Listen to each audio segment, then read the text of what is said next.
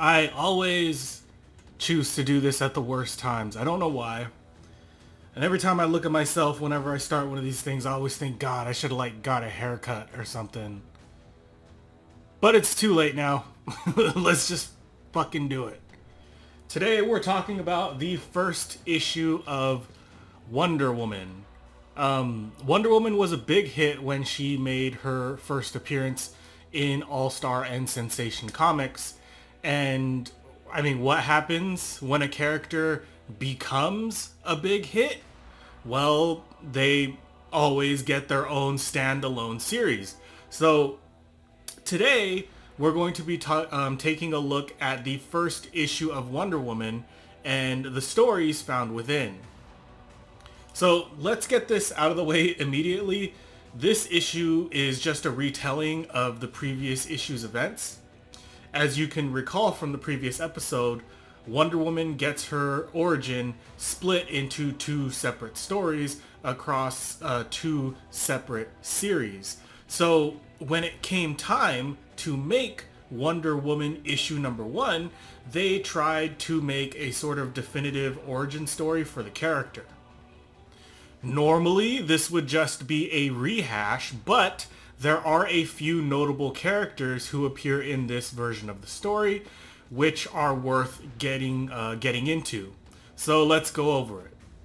The story opens with this beautiful image of Wonder Woman, competing in some kind of battle against another Amazon.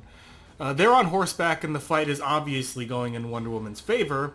Then in this small panel down here, we learn that Steve Trevor was on a secret mission and his plane has crashed in some unknown part of the ocean.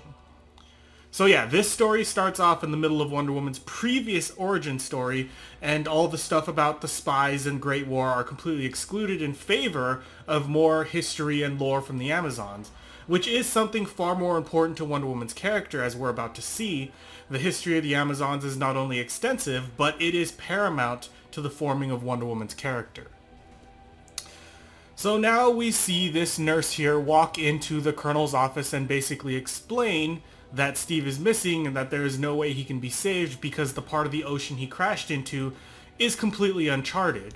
Then Wonder Woman walks in, literally carrying Steve, and makes the nurse look like a total idiot. However, on her way out, she just happens to drop a parchment, which just happens to have the entire history of her and her people written on it.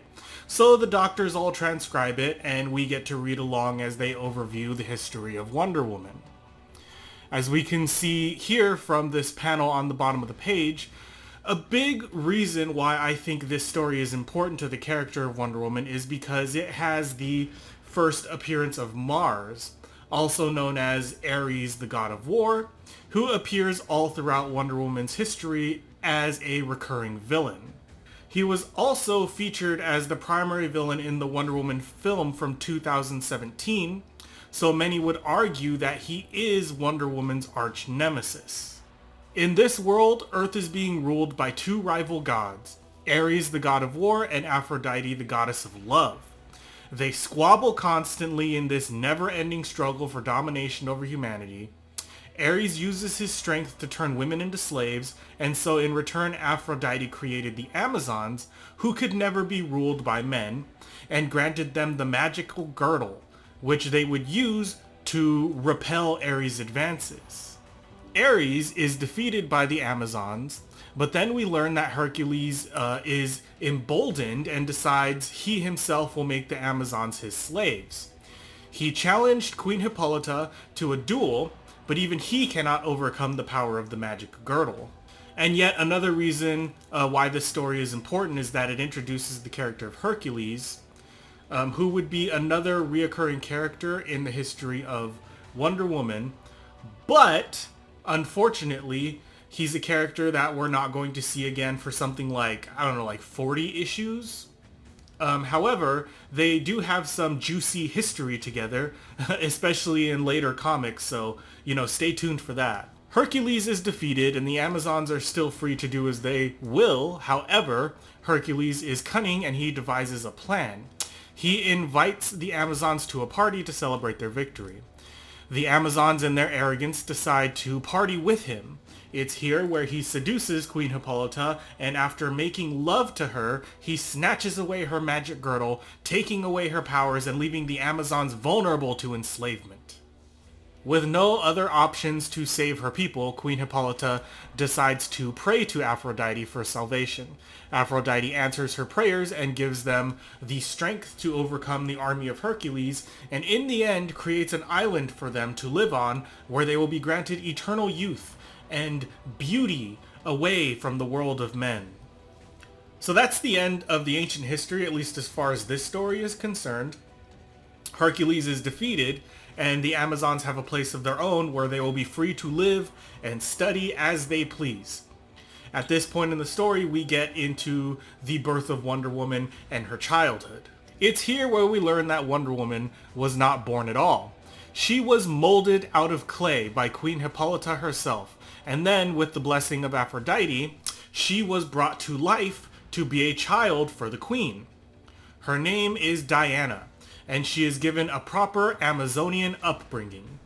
She grows, she develops great strength and speed, as well as access to the Fountain of Youth, which makes her effectively immortal.